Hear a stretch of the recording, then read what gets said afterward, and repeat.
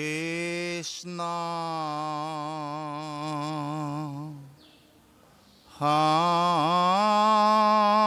শংকৰ গুৰু হৰি ৰাম ৰাম ৰাম ৰাম ৰাম সকল নিগম কল্পতৰু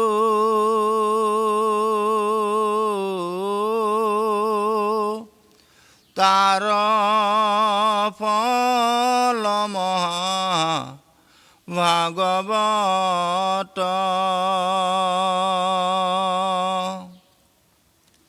শুকমুখে আখি ভূমিত ভৈলাবিদিত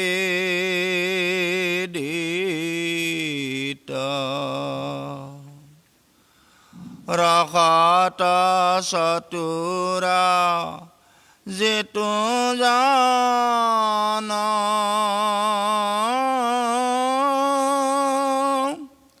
কৃষ্ণৰ চৰণে দিয়া মন পৰম সন্তোষে পিয়ক ৰসয়মৃত ৰাম পৰম সন্তোষে পিয়ক ৰসয়মৃত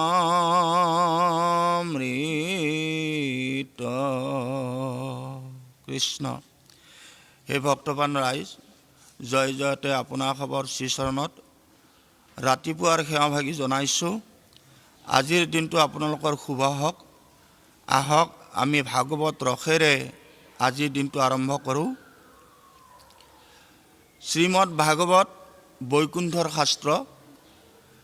এই বৈকুণ্ঠৰ শাস্ত্ৰ ভাগি ভগৱন্তই প্ৰথমতে ব্ৰহ্মাক কৈছিলে, ব্ৰহ্মাই নাৰদক কৈছিলে, নাৰদে ব্যাসক কৈছিলে, ব্যাসে শুকক কৈছিলে, শুকে পৰীক্ষিতক কৈছিলে, শুকে পৰীক্ষিতক কওঁতে গোটেই পৃথিৱীত এই ভাগৱত ধৰ্ম প্ৰৱৰ্তন হৈ পৰিল। ভগৱন্তই যেতিয়া লীলা সামৰি বৈকুণ্ঠলৈ যাব ওলাইছিলে, তেতিয়া উদ্ধৱে সুধিছিলে যে প্ৰভু, আজি তুমি গুচি যাবা, আজিৰ পৰা আমি কাক সেৱা কৰিম? তেতিয়া ভগৱন্তই কৈছিলে, হে উদ্ধৱ, আজিৰ পৰা সকলো ধৰ্ম মোত বিলীন হৈ গ'ল। মই আজিৰ পৰা নিজকে ভাগৱতত বিলীন কৰি দিলোঁ। গতিকে যিয়ে ভাগৱত শুনিব, পঢ়িব, স্পৰ্শ কৰিব, সেৱা জনাব, সেই সমস্তজনেই পাপ নাশ কৰি মোক পাব। গতিকে ভাগৱত শুনা। এই উদ্দেশ্যকে সাৰোগত কৰি নিমি নামৰ এজন ৰজাই কবি হবি প্ৰবুদ্ধ পিপ্পালন আদি কৰি নৱজন সিদ্ধৰ মুখেৰে ভাগৱত শ্ৰৱণ কৰিছিলে। আৰু আজি এই অধ্যায়টোত কবি নামৰ সিদ্ধজনে বেদান্তৰ তত্ত্ব ব্যাখ্যা কৰিছে নিমি ৰজাৰ আগত এইদৰে। কবি নিগদতিয়ে শুনেও সম্প্ৰতি কহোঁ বেদান্তৰ তত্ত্ব স্বভাৱে যি কৰে দানহো মমহা তপ জপ তীৰ্থ ব্ৰত কায় বাক্য মনে যতে কয়া চৰে লৌকিক বৈদিক কৰ্ম হুয়ায় কমত ঈশ্বৰ কৃষ্ণত অৰ্পিব শিখব ধৰ্ম কবি নামৰ সিদ্ধজনে ৰজাক কৈছে, হে মহাৰাজ, এই কলিযুগত আচলতে আন ধৰ্ম পদ্ধতিৰেও লোকে সংসাৰ পাৰ কৰিব বিচাৰে। তপ, জপ, তীৰ্থ, ব্ৰত, বৈদিক কৰ্ম এইবিলাকো ধৰ্ম হয়, কিন্তু এইবিলাক বৰ দুষ্কৰ। একেবাৰে সুগম পন্থ হ'ল যে এক মন হৈ কায় বাক্য মনে ঈশ্বৰ কৃষ্ণত যদি শৰণ লয় আৰু শৰণ লৈ যদি তেওঁৰ গুণজাক শ্ৰৱণ কীৰ্তন কৰে, তেতিয়াহ'লে সেই সকলো ধৰ্মৰ ফল এই হৰিনাম কীৰ্তনতে পোৱা যায়। গতিকে হে মহাৰাজ, আপুনি এই ভাগৱত ধৰ্ম শ্ৰৱণ কৰক, আপোনাৰ মনৰ তাপ দূৰ হৈ আপুনি বৈকুণ্ঠ সুখ পাব। এ ৰাম নিত্য নৈমিত্তিক যত জাতি ধৰ্ম, আশ্ৰমৰ যত কৰ্ম, কৃষ্ণ তই অৰ্পিলে জানাকি ওহুৱে, মহাভাগৱত ধৰ্ম। সনাতন ধৰ্মত বিভিন্ন পন্থা আছে, বিভিন্ন ব্যৱস্থা আছে। সেইবিলাকত যথেষ্ট কষ্টসাধ্য হয়, অৰ্থৰ ব্যয় হয়, আৰু সাধাৰণ মানুহৰ কাৰণে সেইবিলাক আচৰণ কৰাটো অতি কঠিন। কিন্তু হে মহাৰাজ, যদি কোনোবাই বা ভক্তসকলে কায় মনোবাক্যে ঈশ্বৰত শৰণ লৈ সকলো ধৰ্ম কৰ্ম তেওঁত অৰ্পণ কৰে, তেতিয়াহ'লে সেইটোৱে হৈ পৰে মহাভাগৱত ধৰ্ম। গতিকে মহাভাগৱত ধৰ্ম এইটো বেদান্তৰ সাৰ। বেদান্তৰ সাৰ মানে, বেদান্ত মানে বেদ যুগন্ত, বেদৰ শেষৰ ফালত ৰচিত হোৱা গীতা, উপনিষদ আৰু ব্ৰহ্মসূত্ৰ এইখিনিকে সামৰি য'ত ভাগৱতৰ কথা, ভগৱন্তৰ কথা কোৱা হৈছে, আৰু সেই বেদান্তৰে সাৰ হৈছে শ্ৰীমদ ভাগৱত। এই শ্ৰীমদ ভাগৱত যিয়ে শ্ৰৱণ কৰিব তেওঁ কৃতকৃত্য হৈ ইহলোকত ভুকুটি, পৰলোকত মুকুতি পাব। আপুনি ইয়াত সংশয় নকৰিব। গৰ্বয় অহংকাৰ তেজি যিটো জনে, আচৰে কৰ্ম ভকতি, তাতে মহাতুষ্ট হুয়া কৃষ্ণে দেন্ত, বৈকুণ্ঠ যত সম্পত্তি।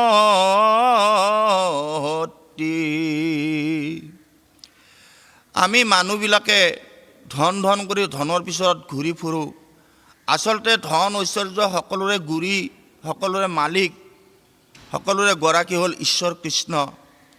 গতিকে তেওঁ যদি তুষ্ট হয় সকলোৱে পায়, সকলো পায়।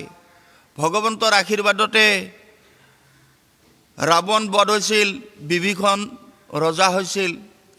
ভগৱন্তৰ আশীৰ্বাদতে বালি বধ হৈছিল, সুগ্ৰীৱ ৰজা হৈছিল।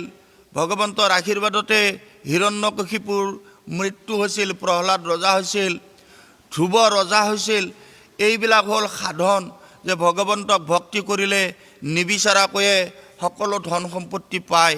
কিন্তু আমি ভগৱন্তক পিঠি দি যদি কেৱল ধনৰ পিছতে ঘূৰি থাকোঁ, আমি কেৱল সংসাৰত দুখকে পাম। সেই ধন সদায় নাথাকে। আজি যিখিনি ধন মোৰ হাতত আছে, কালি বেলেগৰ হ'ব, পৰহি বেলেগৰ হ'ব, আকৌ পিছত হয়তো মোৰ হাতলৈ আহিব। কিন্তু এইবিলাক বৈকুণ্ঠৰ সম্পত্তি, যিটো সম্পত্তিক ভগন নহয়, বৈকুণ্ঠৰ যিটো সম্পত্তি সেইটো কেতিয়াও এৰা নিদিয়ে। গতিকে মহাৰাজ, আপুনি বৈকুণ্ঠৰ সম্পত্তি লাভ কৰক। বৈকুণ্ঠৰ সম্পত্তি কি? যে বৈকুণ্ঠত বাসিন্দাসকলৰ ৰোগ নাই, শোক নাই, মোহ নাই, জৰা নাই, মৃত্যু নাই, দুখ নাই, তাপ নাই। এইটোৱে বৈকুণ্ঠৰ সম্পত্তি।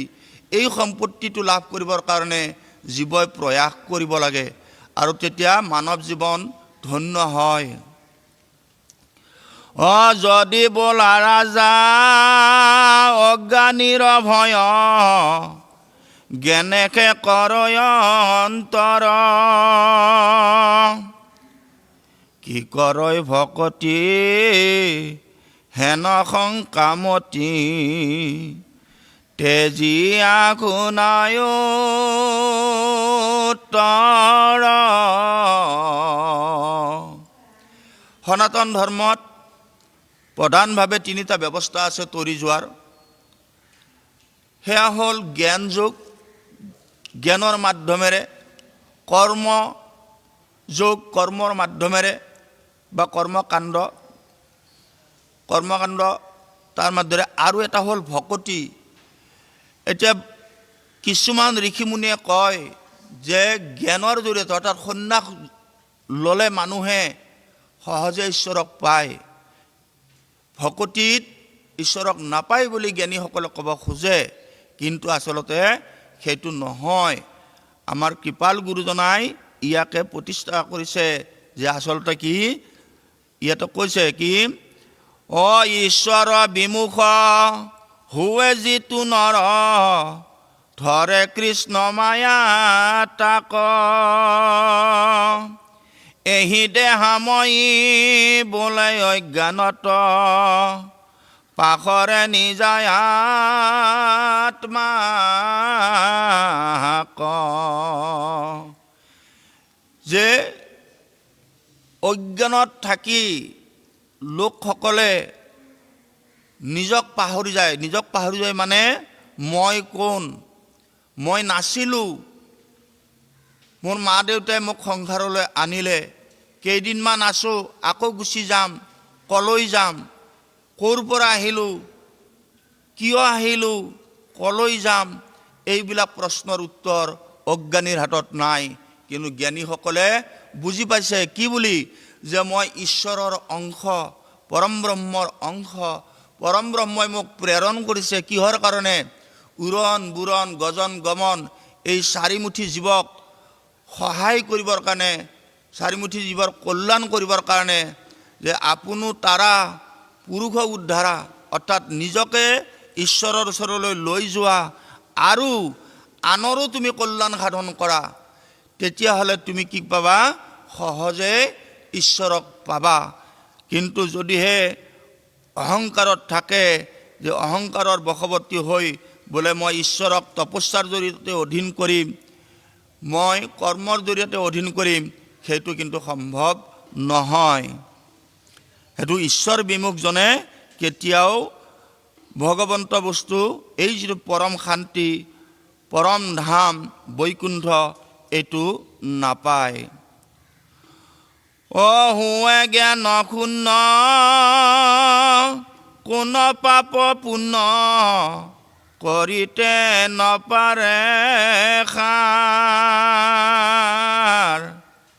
বিষয় বেকুল সম্যকে বাতুল, নুগুছে যাতনা তাৰ। দেখা যায় আমাৰ সমাজৰে কিছুমান লোক, কম সংখ্যক লোক, তেওঁলোকে অজ্ঞানত থাকি অনেক অকৰ্ম কৰে, আনক হিংসা কৰে। অকল হিংসাই নহয়, কেতিয়াবা নিজৰ ক্ষুদ্ৰ স্বাৰ্থ লাভৰ কাৰণে আনক বধ কৰি হ'লেও ধন হৰণ কৰে, আনৰ অন্যায় কৰে। সেইসকল আচলতে অজ্ঞানী। তেওঁলোকে বুজি নাপায় যে কি, জীৱৰ প্ৰতি কৰুণা থাকিব লাগে, দয়া থাকিব লাগে। কেতিয়াও কোনো প্ৰাণীকে জীৱ হিংসা কৰিব নালাগে। অকল মনুষ্যটো নহয়ে, কোনো প্ৰাণীকে হিংসা কৰিব নালাগে। সকলোকে দয়াপৰৱশ হৈ এই জগতখন, ভগৱন্তই সৃষ্টি কৰা বিনন্দীয় জগতখন সুন্দৰভাৱে ৰাখিব লাগে। আজি আমি ইমান অজ্ঞানী হৈ পৰিছোঁ, যিখন নদীৰ পানী আমি খাওঁ, আমাক ঘৰত পানী যোগান ধৰিছে, সেই নদীখনৰ পানী আজি চিধা চিধি খাব নোৱাৰি, কলুষিত হৈছে, মানুহ অজ্ঞানী হৈছে, অদৰকাৰী বস্তুবিলাক নদীত পেলাই দিছে, নদীয়ে নি সাগৰত পেলাইছে, নদী প্ৰদূষিত হৈছে, সাগৰ পলুষিত হৈছে, হ্ৰদ বিল সকলো পলুষিত হৈছে, হৈ পেলাই জীৱ এতিয়া কি নিজৰে হাহাকাৰ, খাবলৈ পানী নাই। এইটো অজ্ঞানবশত হৈছে, যে আচলতে ভাবে যে মই জীয়াই থাকিম, মই এটা অট্টালিকা সাজিম, তাৰ ভিতৰত সকলোখিনি সজাই লৈ তাতে মই থাকিম। আচলতে নহয়, স্ৰষ্টাৰ যি সৃষ্টি সেয়াহে আচল সৃষ্টি। মানুহে সৃষ্টি কৰি লোৱা কৃত্ৰিম সৃষ্টিত মানুহে কেতিয়াও কি পাব নোৱাৰে, পৰম সুখ পাব নোৱাৰে। সেইটোকে কৈছে যে আমি অজ্ঞানী কাৰণে, আমি এইকাৰণে অজ্ঞানী যে আমাৰ সামৰ্থ্য একো নাই, মই নাজানো মই কিমান দিন থাকিম, কালি ৰাতিপুৱাৰ পিছত মই দিনটো দেখা পাম নে নাপাম মই নাজানো। কিন্তু এজনে জানে, সেইজন পৰম ব্ৰহ্ম পৰমেশ্বৰ শ্ৰীকৃষ্ণ। শ্ৰীকৃষ্ণ সকলোৰে নিয়ন্তা, তেওঁৰ প্ৰতি আমাৰ ভক্তি হ'ব লাগে আৰু তেওঁক আমি সদায় শ্ৰদ্ধা কৰি তেওঁৰ চৰণত আমি দাগ হৈ সাংসাৰিক কাৰ্যত ৰত হৈ থাকি সংসাৰখনৰ কল্যাণৰ কাৰণে আমি কাম কৰিব লাগে। অ ৰাম যাহাৰ মায়াত এতেকে অনৰ্থ, ভজুক হেন মুৰাৰী, একচিত্ত হুয়া কৃষ্ণত কৰিব, অভকতি অব্যভিচাৰী।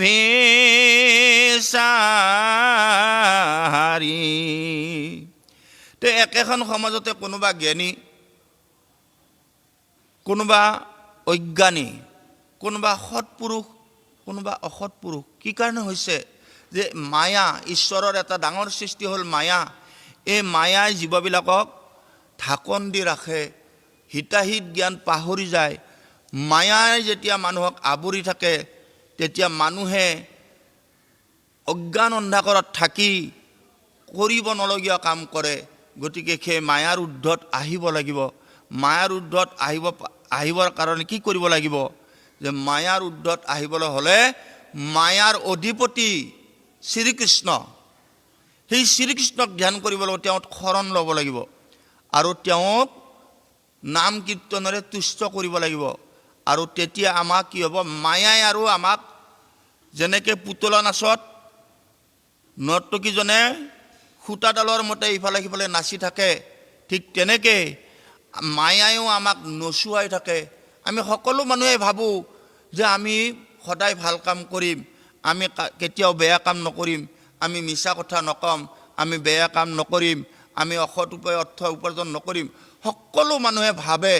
কিন্তু এই মায়া নামৰ পৰ্দাখন যেতিয়া লাগি যায়, তেতিয়া মানুহে জীৱটোৱে হিতাহিত জ্ঞান হেৰাই যায়। তেওঁ ভাল কৰিছে নে বেয়া কৰিছে নাজানে। সেইকাৰণে মায়াই আমাক লটি ঘটি কৰে। তাকে ভগৱন্ত পুৰুষক প্ৰাৰ্থনা কৰিছে মাধৱ পুৰুষে এইদৰে, অ নমো নমো নাৰায়ণ, প্ৰসন্ন হৈ কহৰি, কৰিয়ক মায়াক নিৰ্জান, আপোনাৰ মহিমা কয় আপুনি বেকত কৰি, জীৱক কৰি পৰিত্ৰাণ। মহাপুৰুষ মাধৱদেৱৰ কলমেৰে নিগৰি আহিছে এই ঘোষা, হে ভগৱন্ত প্ৰভু নমো। নমো মানে তোমাক নমস্কাৰ কৰিছোঁ, সেৱা কৰিছোঁ, কৃপা কৰা। কি কৰা? মায়াক নিৰ্জন কৰা, মায়াক বধ কৰা। যি মায়াই মোক বান্ধিছে সেই মায়াক তুমি পৰাস্ত কৰা, কৰি পেলাই মায়াৰ বন্ধনৰ পৰা মোক মুক্ত কৰি শুদ্ধ জীৱ কৰা। মই যাতে নেকি শুদ্ধভাৱে এই জীৱনটো যাপন কৰিব পাৰোঁ, মই যাতে নেকি বেয়া কামত লিপ্ত নহওঁ, মই যাতে নেকি সদায় ভাল কাম কৰি চাৰিজনৰ যশৰ পাত্ৰ হওঁ, মানুহে যাতে নেকি মোৰ গুঞ্জক গায়, মই যাতে নেকি সেইটো কৰিব পাৰোঁ, তাকে তুমি কৃপা কৰা। গতিকে মাধৱ পুৰুষে এই এজোকা ঘোষাত প্ৰভু ভগৱন্তক মায়া তৰণৰ কাৰণে আৰু ঈশ্বৰ লাভৰ কাৰণে কাকুতি কৰিছে। আমিও কাকুতি কৰিছোঁ হওক। হে প্ৰভু, মই যে মায়াৰ বন্ধনত আছোঁ, এই মায়াৰ বন্ধনৰ পৰা মোক মুক্ত কৰা। মায়াৰ বন্ধনত থাকিলে কি হয়? মানুহ অহংকাৰী হয়, ঈৰ্ষা হয়, অসূয়া হয়, মদ হয়, গৰ্ব হয়, মানে নানান ধৰণৰ অমানৱীয় প্ৰবৃত্তিয়ে আমাক আগুৰি ধৰে, তেতিয়া আমি কি হওঁ? আমি নিম্ন স্তৰলৈ গতি কৰোঁ আৰু অৱশেষত জীৱনটো আমাৰ বৃথা হয়। গতিকে হে প্ৰভু, তুমি মোৰ মায়া দূৰ কৰিবা হওক। এই ধৰণে আমি আচলতে যদি ভগৱন্তৰ চৰণত শৰণ লওঁ, প্ৰাৰ্থনা কৰোঁ, তেতিয়া মায়াৰ পৰা আমি উদ্ধাৰ পাব পাৰিম। হে মহাৰাজ, আপুনিও মায়াৰ পৰা মুক্ত হ'বলৈ চেষ্টা কৰক। নিমি ৰজাক কবি নামৰ সিদ্ধজনে পৰামৰ্শ দিছে, আপুনি এই যিবিলাক অহংকাৰযুক্ত কথা, অহংকাৰযুক্ত, ৰজা হ'লে অহংকাৰ থাকে, ময়ে সকলো, ৰজাই ভাবে ময়ে সকলো। কিন্তু ৰজাক যেতিয়া প্ৰশ্ন কৰা যায়, ৰজাই মৃত্যুদণ্ড দিয়ে। কিন্তু ৰজাক যদি প্ৰশ্ন কৰা হয় যে ৰজা, তুমি যে মৃত্যুদণ্ড দিছা, তুমি কাৰোবাক জীৱন দান দিব পাৰানে? নোৱাৰা। গতিকে ৰজা সৰ্বময় কৰ্তা নহয়, ভগৱানহে সৰ্বময় কৰ্তা। ৰজায়ো ভগৱন্তত বিশ্বাস ৰাখি প্ৰজাক পালন কৰিব লাগে। সেয়ে এই অধ্যায়টোৰ মূল তাৎপৰ্য। নিমি ৰজাক কৈছে যে আপুনি ৰজা, প্ৰজাসকলৰ তুমি পিতৃস্বৰূপ, তুমি প্ৰজাসকলক পালন কৰিব পাৰিবা কেতিয়া? তুমি যদি নিজেই ধাৰ্মিক হোৱা। গতিকে তুমি ভাগৱত ধৰ্ম গ্ৰহণ কৰা। অজাত বুদ্ধি আছে একোৱে নবাঞ্চে, এক কৃষ্ণ মাত্ৰ জানে, উপদেশ দাতা যিটো গুৰু থাকে, তাকে হৰি বুলি মানে। কবিয়ে কৈছে, হে মহাৰাজ, আচলতে মানুহে জ্ঞান বুদ্ধি কেনেকৈ পাব, ভকতি কেনেকৈ পাব? জ্ঞান বুদ্ধি বা ভকতি পাব গুৰুৰ আশ্ৰয় ল'ব লাগিব। গুৰু, সৎগুৰু, পৰম গুৰু, কৃপাল গুৰুৰ আশ্ৰয় ল'ব লাগিব। গুৰুৱে অন্ধকাৰ, গুৰু শব্দৰ অৰ্থ হ'ল গু মানে অন্ধকাৰ, ৰু মানে পোহৰ। যিজনে জীৱনৰ অন্ধকাৰ দূৰ কৰি পোহৰ প্ৰদান কৰে, জ্ঞানৰ বন্তি আলোকিত কৰে, সেইজনে গুৰু। সেই গুৰুৱেই আকৌ ঈশ্বৰ, ভগৱন্ত কৃষ্ণই। আমি কওঁ কৃষ্ণ শংকৰ গুৰু হৰি ৰাম। ঈশ্বৰ কৃষ্ণই গুৰুৰূপ শংকৰ স্বৰূপে আহিছে। গতিকে কৃষ্ণ আৰু শংকৰদেৱৰ মাজত পাৰ্থক্য নাই। আমি সেইকাৰণে কৃষ্ণ শংকৰ গুৰু হৰি ৰাম বুলি কওঁ। ৰজাকো কৈছে, হে মহাৰাজ, গুৰুৰ আশ্ৰয় ল'ব লাগিব। গুৰুৰ আশ্ৰয় অবিহনে, মাধৱদেৱে কৈছে, বিনে গুৰু চৰণে ভকতি ৰকতি মুকুতি কব নহয়, যে গুৰু চৰণ অবিহনে কেতিয়াও ভকতি সিদ্ধি হ'ব নোৱাৰে। এৰাম সিটো ভকতক মায়া এৰি আহে, প্ৰমাণ পাৱে মনত, চাৰে আন কাম নেৰয় গুণ নাম, উপজয় ৰতি কৃষ্ণত। হে মহাৰাজ, ভকতিৰ তিনিটা মাহাত্ম্য আছে ভকতি পন্থাত। কি? ভকতি ধৰিলে প্ৰথমতে পাপ নাশ হয়। আমি দিনে ৰাতি কিছুমান অনিচ্ছাসত পাপত লিপ্ত হওঁ। গতিকে সেই পাপ দূৰ হয় ভকতি ল'লে। যেতিয়া পাপ গুচি যায়, তেতিয়া পুণ্যৰ উদয় হয়। যেনেকৈ ৰাতিটো যোৱাৰ পিছত ৰাতিপুৱা সূৰ্য উদয় হয়, ঠিক তেনেকৈ পাপ গুচি যোৱাৰ পিছত পুণ্য উদয় হয়। আৰু পুণ্য উদয় হ'লে মুকুতিৰ দুৱাৰখন খোল খায়। মুকুতিৰ দুৱাৰ মানে ঈশ্বৰ দৰ্শন, ঈশ্বৰৰ লগত বিলীন হোৱা, ঈশ্বৰৰ ৰাজ্যলৈ যোৱাৰ ৰাস্তাটো প্ৰশস্ত হোৱা, সেইটোৱেই মুকুতি। গতিকে হে মহাৰাজ, যিজনে সততে ভগৱন্তৰ গুণনাম প্ৰচাৰ প্ৰসাৰ কৰে, তেতিয়াহ'লে বা গুণনাম অনবৰ স্মৰণ কৰে, কীৰ্তন কৰে, তেওঁ ভগৱন্তক পায়। আমি শংকৰদেৱ সংঘৰ ভকতসকলে ইজনে সিজনক দেখিলে আমি কৃষ্ণ বুলি কওঁ। কৃষ্ণ বাপ কিয়? যে সেই মানুহটো আচলতে কৃষ্ণৰ এটা অংশ। গতিকে তেওঁক মই কৃষ্ণ বুলি জ্ঞান কৰিছোঁ আৰু নিজেও কৃষ্ণ নাম উচ্চাৰণ কৰিলোঁ। মানুহজনক সেৱা জনালোঁ, ভকতজনক সেৱা জনালোঁ আৰু কৃষ্ণৰ নাম উচ্চাৰণ কৰিলোঁ। যে ভগৱন্তই কৈছে যে কৃষ্ণ শব্দটো মৃত্যুৰ আগমুহূৰ্তত কৃষ্ণ শব্দটো পূৰাকৈ নকয়, যদি কৃষ বুলিও যদি কয় তেতিয়াহ'লে তেওঁৰ সম্পূৰ্ণ মুক্তি হয়, বাকীখিনি আহিবই নালাগে। ৰাম বুলি যদি কয়, ৰাম, যিদিনাই ৰত্নাকৰ দস্যুৱে মৰামৰ ঠাইত ৰাম বুলি ক'লে তেতিয়া তেওঁ ৰত্নাকৰ দস্যু গুচি ঋষি বাল্মীকি হ'ল, ৰামায়ণ ৰচনা কৰিলে। এইটো হ'ল নামৰ মহিমা।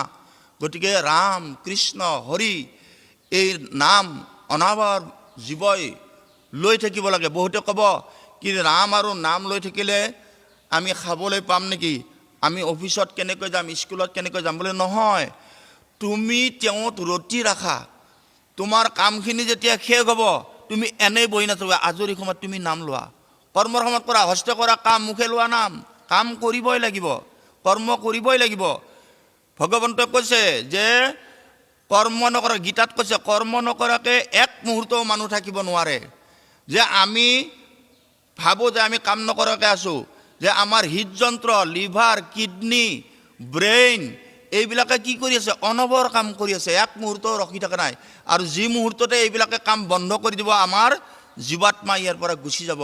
গতিকে এক মুহূৰ্তও আমি কাম নকৰোঁ। মোৰ কিডনীয়ে কাম কৰিছে মানে মই কাম কৰিছোঁ, মোৰ লিভাৰে কাম কৰিছে মানে মই কাম কৰিছোঁ, মোৰ হৃদয়ে কাম কৰিছে মানে মই কৰিছোঁ। গতিকে এই সকলো অংগ প্ৰত্যংগক এক কৰি মই মোৰ যিটো জীৱাত্মা এই দেহাটোত আছোঁ, গতিকে এই দেহাটোৰ জৰিয়তে মই ঈশ্বৰ ভাৱন থাকিব লাগে। সেইটোকে কৈছে হে মহাৰাজ যে ঈশ্বৰৰ গুণনাম যিজনে নেৰে তেওঁৰ কৃষ্ণ তুৰতি হয়, কৃষ্ণ তুৰতি হয়। বহুতে ভাবে আমাৰ অধিৱেশনবিলাকত কি হয়, আহিবৰ সময়ত আমাৰ সেৱক সেৱিকাসকল, ভকতসকল কান্দোনত আমি ভাঙি পৰোঁ। আচলতে কি যে আত্মাৰ তাত মিলন হৈ যায়, আমি কৃষ্ণময় হৈ থাকোঁ। এৰিবৰ সময়ত আমাৰ এটা চিন্তা হয়, ইমান সময় এই 4 দিনে ইয়াত অনবাৰ কৃষ্ণ নাম গালোঁ, ভগৱন্তক পালোঁ, আজিৰ পৰা আকৌ ঘৰলৈ যাম, ঘৰলৈ গৈ আকৌ সংসাৰত থাকিম, নাম বা পাওঁ নে নাপাওঁ, এই ধৰণৰ আহ্বানে, এই ধৰণৰ কথাই আমাক আপ্লুত কৰে। গতিকে নামৰ যিটো ৰতি, যিজনে ৰতি মানে ৰত হৈ পৰা, সোমাই পৰা, নিগৰি অহা, এইটোৱে হ'ল ৰতি। যে মহাৰাজ যিজনে অনাবাৰ ঈশ্বৰৰ নাম লৈ থাকে তেওঁৰ ভগৱন্তত ৰতি হয়।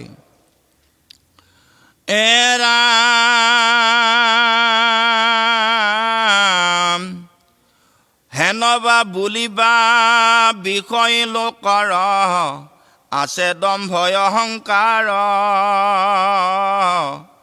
সি খবৰ কেনে হুইবে ক কৃষ্ণত ভকতি অব্যভিচাৰ।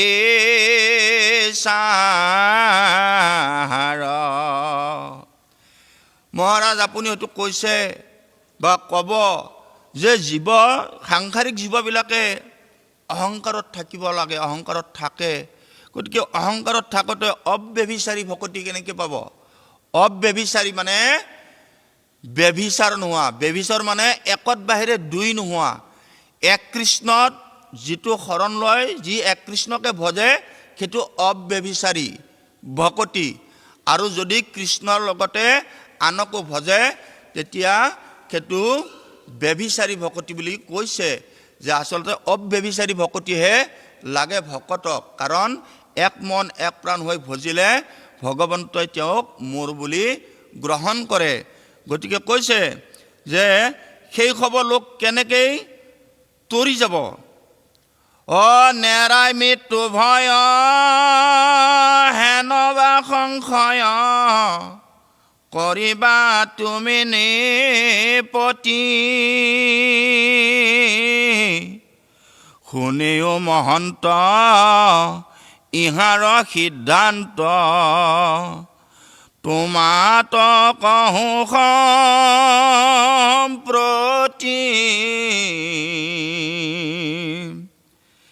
হে মহাৰাজ, সকলো জীৱৰ এটা ডাঙৰ ভয় আছে, সেইটো হ'ল মৃত্যু ভয়। আমি চবে আমাৰ বেলেগ ভয় আছে, কিবা কিবি ভয় আছে, কিন্তু যিদিনা আমাৰ মৃত্যু ভয় আহে, মৃত্যু ভয় কেতিয়া আহে? যেতিয়া আমাৰ গাত ডাঙৰ বেমাৰ হয় তেতিয়া আমাৰ ভয় লাগে, মৰি যাম নেকি। ডক্টৰে যেতিয়া ক'লে কেঞ্চাৰ হৈছে, আমুক হৈছে, তামুক হৈছে, তেতিয়া আমাৰ ভয় লাগে, মৰি যাম নেকি। এতিয়া মৰি যোৱাটো ডাঙৰ, মৃত্যুটো ডাঙৰ ভয় জীৱৰ। গতিকে সেই মৃত্যু তৰিবৰ কাৰণে জীৱৰ উপায় কি আছে? এই ভাগৱত শ্ৰৱণৰ মাহাত্ম্য সেইটোৱে। পৰীক্ষিত ৰজাক সমীক মুনিৰ পুত্ৰ শৃংগীয়ে অভিশাপ দিছিল যে মহাৰাজ, আপোনাক 7 দিনৰ ভিতৰত তক্ষকে দংশিব, অৰ্থাৎ 7 দিনৰ ভিতৰত এডাল সাপে তোমাক দংশন কৰিব আৰু তুমি মৰিবা। তেতিয়া পৰীক্ষিতৰ ভয় লাগিল। কি ভয় লাগিল?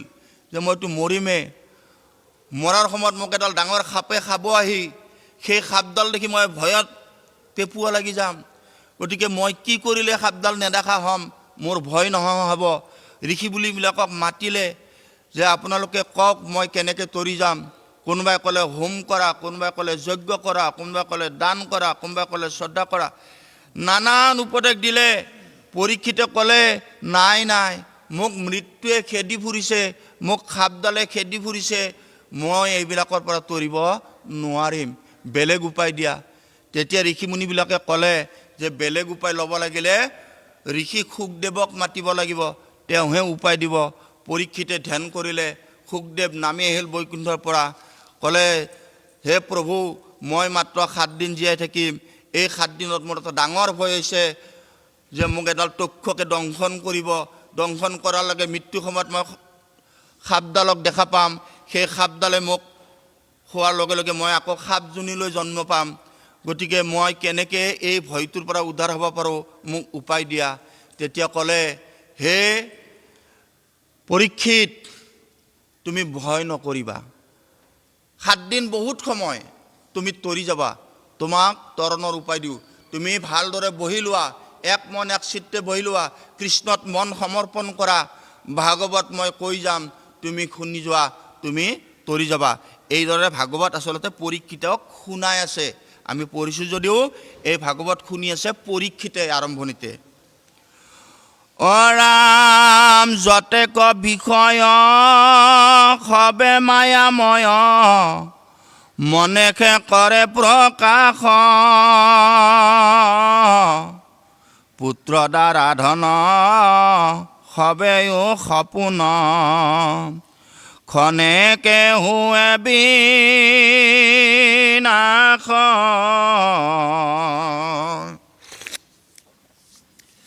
আমি বহু কথা দেখিও নেদেখোঁ যে আমাৰ ঘৰতে কি হৈছে। মোৰ নিজৰ ককা আইতা গুচি গ'ল, ককা আইতা গুচি যোৱাৰ পিছত মা দেউতা গুচি গ'ল, তাৰপিছত ময়ো গুচি যাম, আকৌ মোৰ যি পুত্ৰ কন্যা সেইবিলাকো এদিন বিয়োগ হ'ব। গতিকে এই সংসাৰখন মায়াময়। এই মায়াময় সংসাৰখনত আমি বন্দী হৈ থাকি কি হৈছে, আমি বিষয়ত উন্মত্ত হৈ থাকোঁ। আমাক কেৱল ধন লাগে, আমাক লাগে ক্ষমতা লাগে, আমাক নানান ধৰণৰ বৈষয়িক সুবিধা লাগে, তাৰ কাৰণে আমি দিনে ৰাতি সেইটোৱেই চিন্তাত থাকোঁ।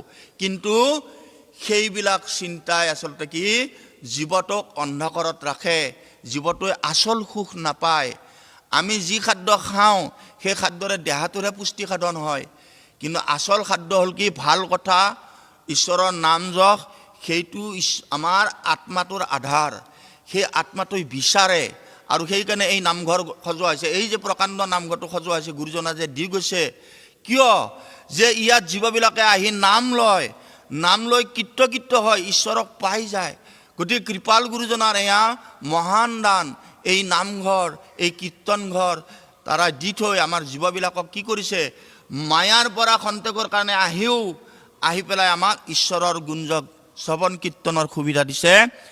আমি সেই সুখ লাভ কৰিছোঁ।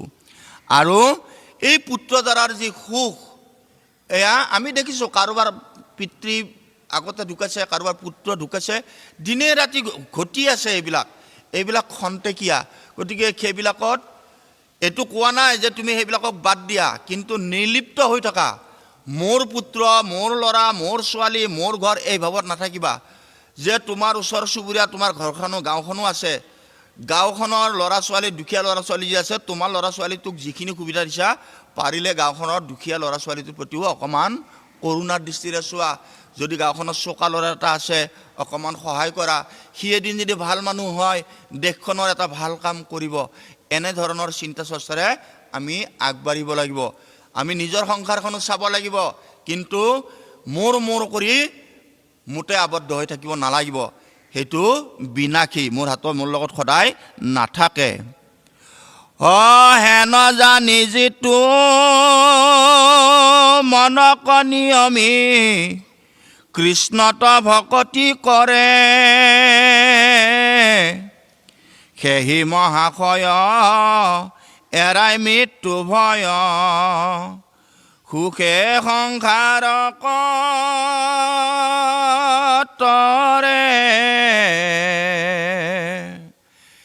যে আমি কি কাৰণেনো ঈশ্বৰমুখ হ'ব নোৱাৰোঁ?